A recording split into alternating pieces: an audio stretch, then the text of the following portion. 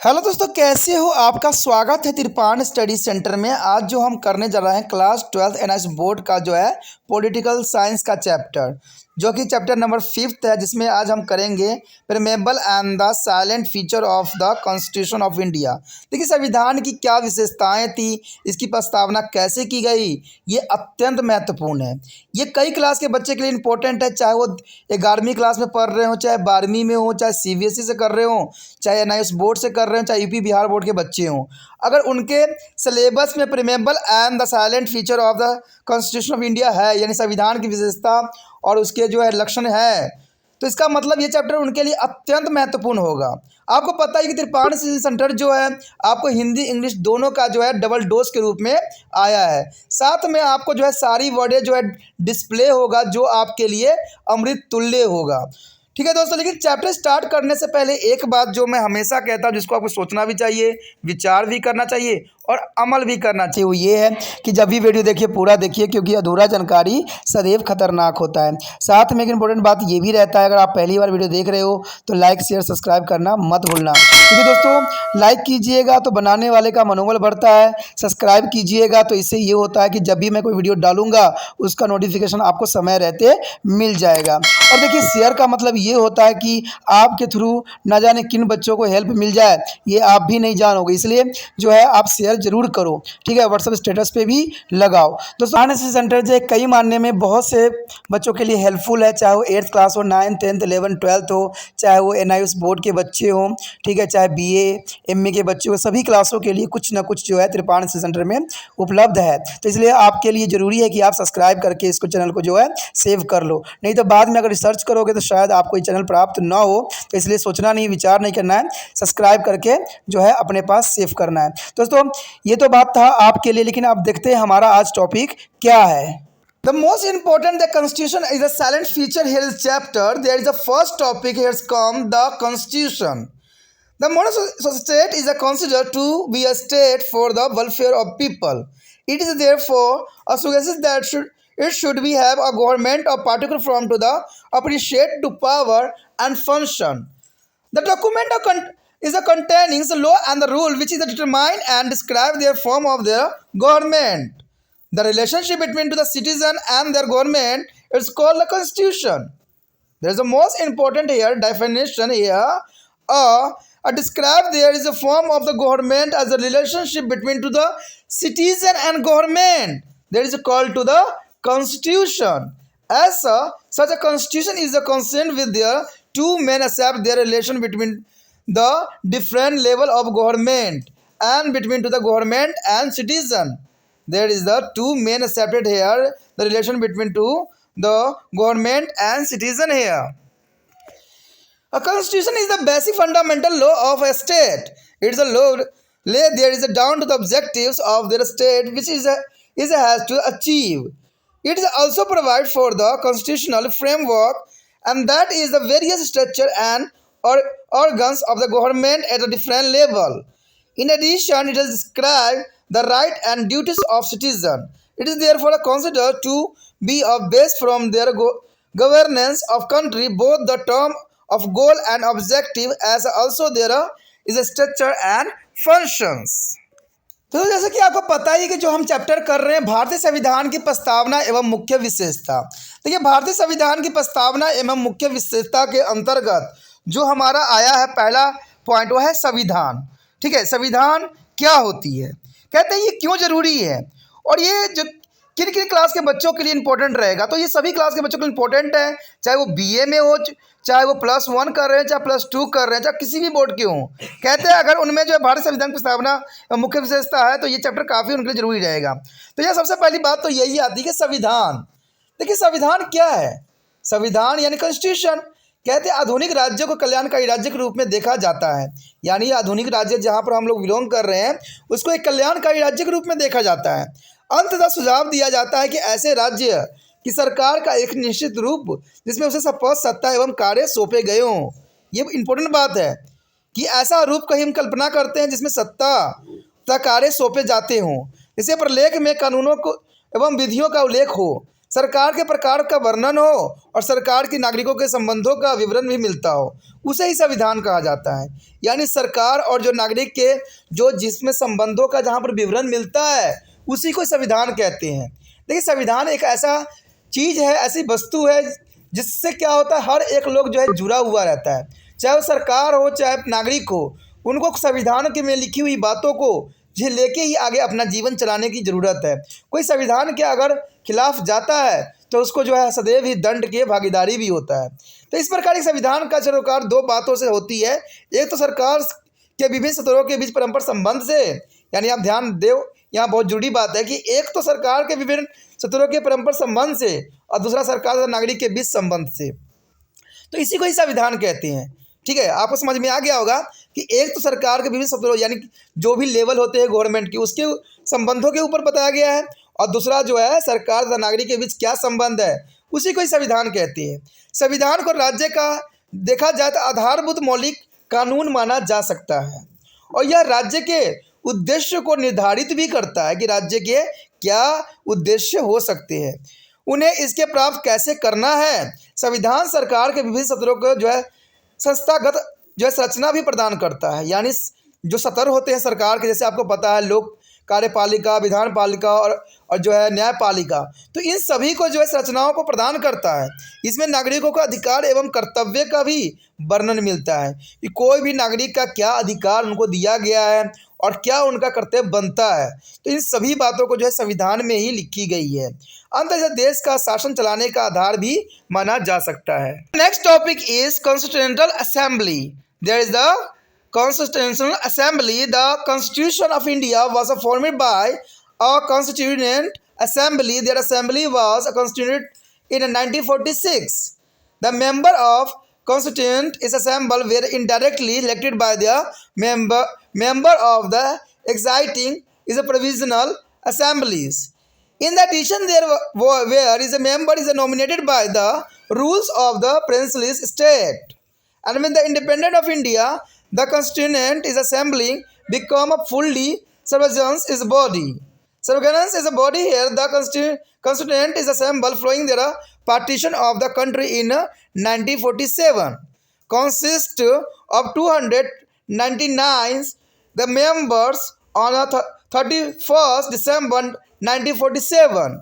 Of these, 229 members were elected by the provisional assemblies, and the rest were nominated by the as a ruler of the present state.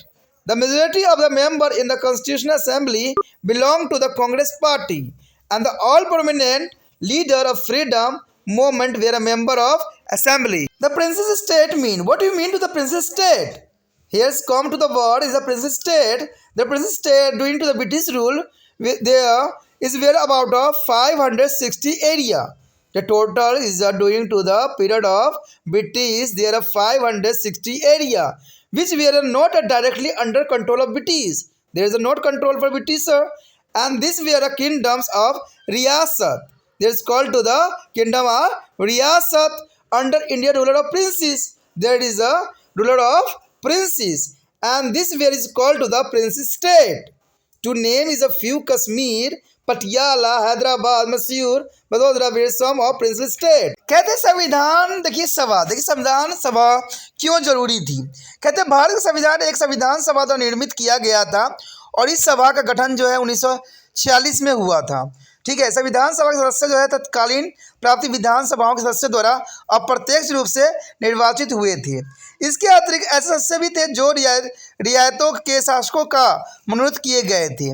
Bharat की आज़ादी के बाद ही संविधान सभा एक जो है पुण्य प्रभुसत्ता संपन्न संस्था बन गई थी, और कहते हैं 1947 में देश के विभाजन के पश्चात संविधान सभा में 31 दिसंबर 1947 और कहते हैं 299 सदस्य बनाए भी गए थे। यानी 1947 में 31 दिसंबर को 299 सदस्यों को जो है नियुक्ति की गई थी। इसमें से 229 सदस्यों का चुनाव जो था प्रांतीय विधानसभाओं से किया था शेष देशी रियायतों के शासकों ने मनोनीत किए थे। कहते संविधान सभा के अधिकांश सदस्य भारतीय राष्ट्रीय कांग्रेस के थे, और स्वतंत्रता आंदोलन सभी जो है प्रमुख नेताओं के सदस्य सभा के सदस्य के रूप में देखा जा सकता है। यानी देखा जाए तो 31 दिसंबर 1947 को जो है 299 सदस्य थे, लेकिन यही जो है 29 सदस्य का चुनाव प्रांतीय क्षेत्र से किया गया था।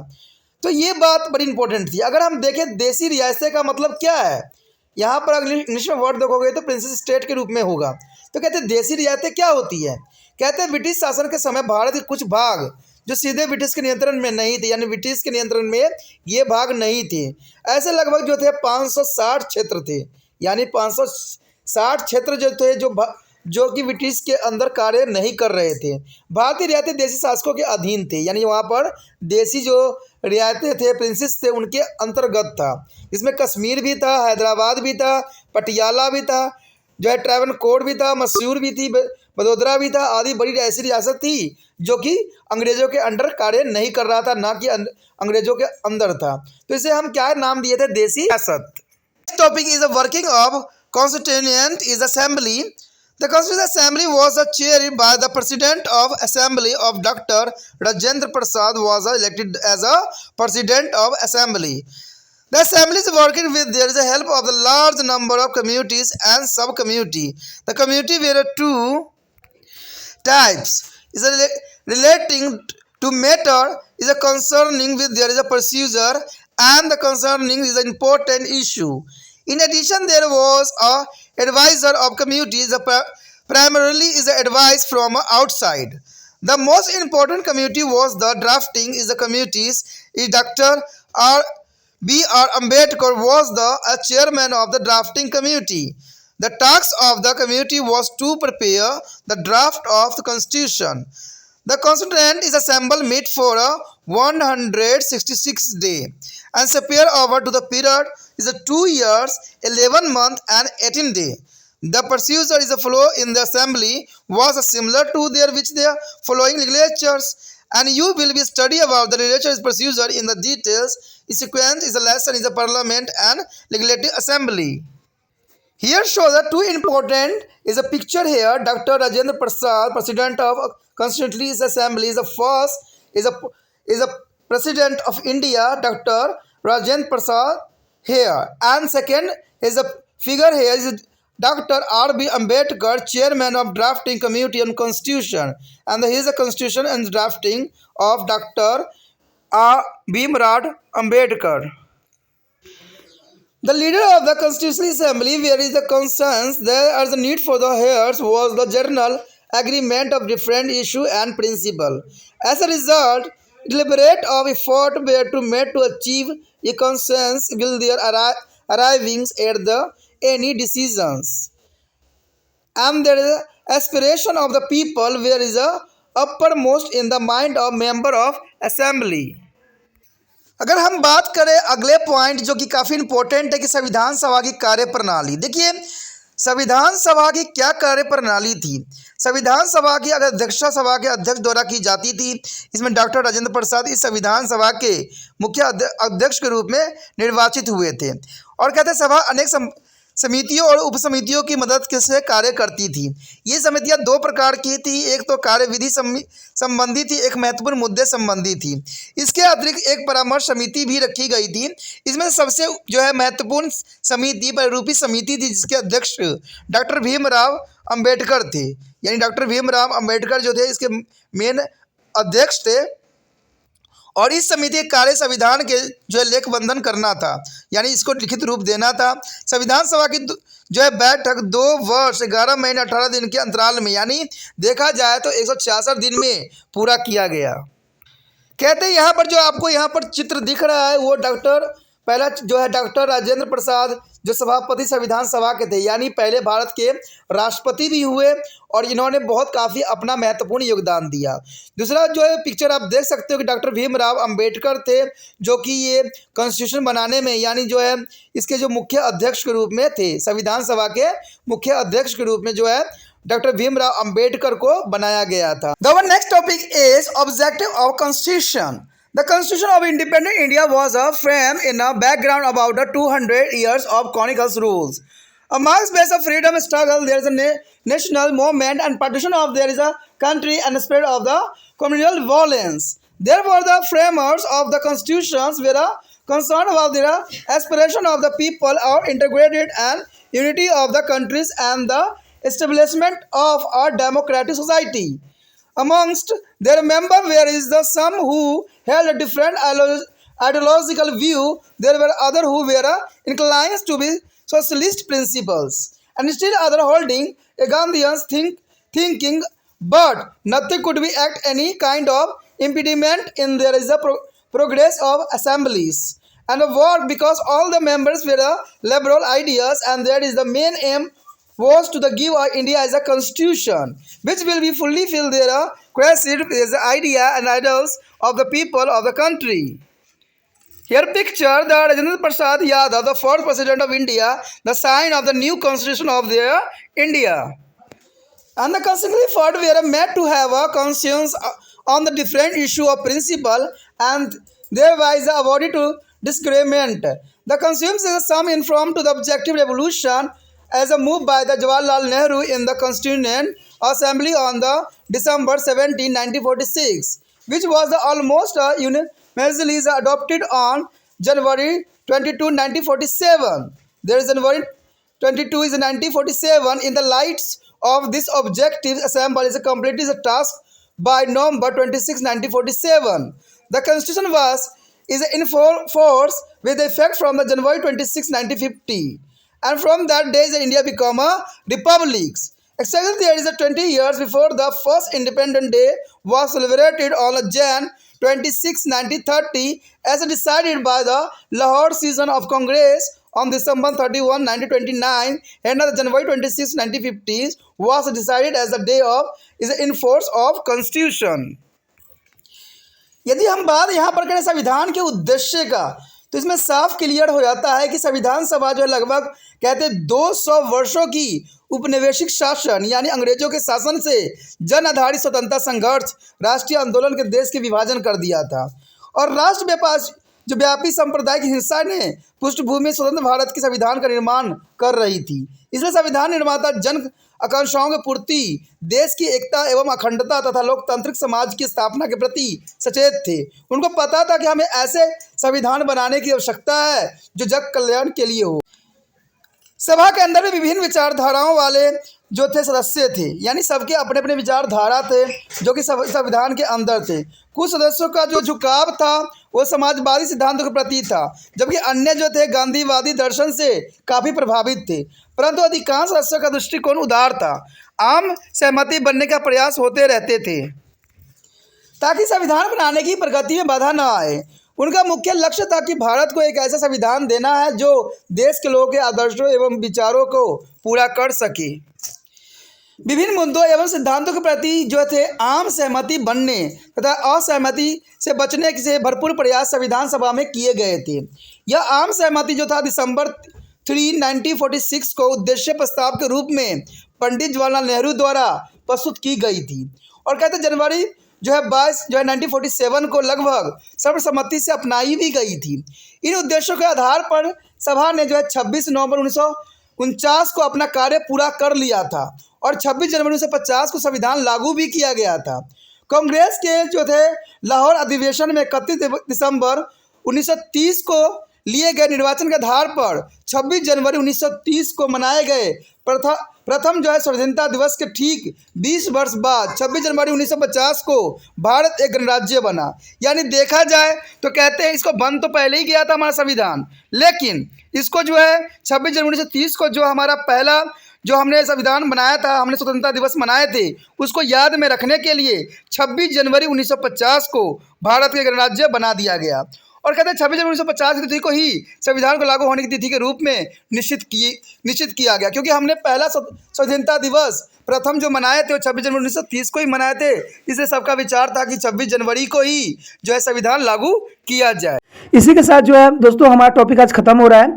ठीक है, अगर आपको अच्छा लगा तो लाइक शेयर सब्सक्राइब जरूर कीजिए। अगर आप वीडियो देख रहे हो, पहली बार मेरे चैनल पे आए हो, तो सब्सक्राइब करना आपका फ़र्ज़ बन जाता है। सब्सक्राइब करने से ये होगा कि जो भी मैं आप क्लास के रिगार्डिंग कोई भी वीडियो डालूंगा उसका नोटिफिकेशन जो है समय समय पर आपको प्राप्त होता रहेगा।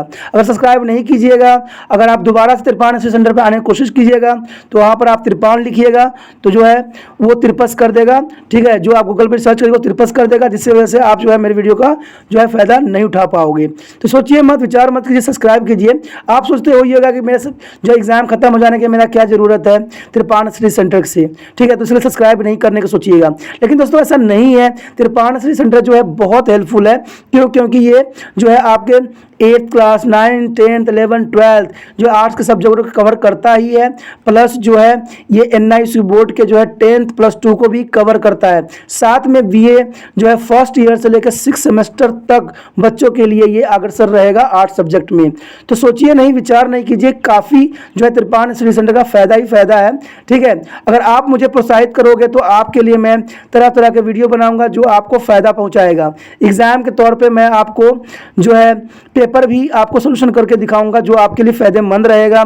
अगर नहीं सब्सक्राइब कीजिएगा, मेरा मनोबल घटेगा, तो हो सकता है कि आपको फिर दोबारा मैं ना वीडियो बनाऊं और आपको फ़ायदा ना पहुंचाऊं। तो अभी भी नहीं सोचिए, मेरा जितना आप फैलाइएगा, जितने दूसरे बच्चों के साथ शेयर कीजिएगा, उतना जो है मैं आपके लिए कार्य करने में अग्रसर रहूँगा, ठीक है दोस्तों। इसलिए सोचिए मत, विचार मत कीजिए, अभी सब्सक्राइब कीजिए और अपने व्हाट्सएप स्टेटस पे लगाइए और दूसरे बच्चों के साथ भी शेयर कीजिए, ठीक है दोस्तों। अपना ध्यान रखना, बाय।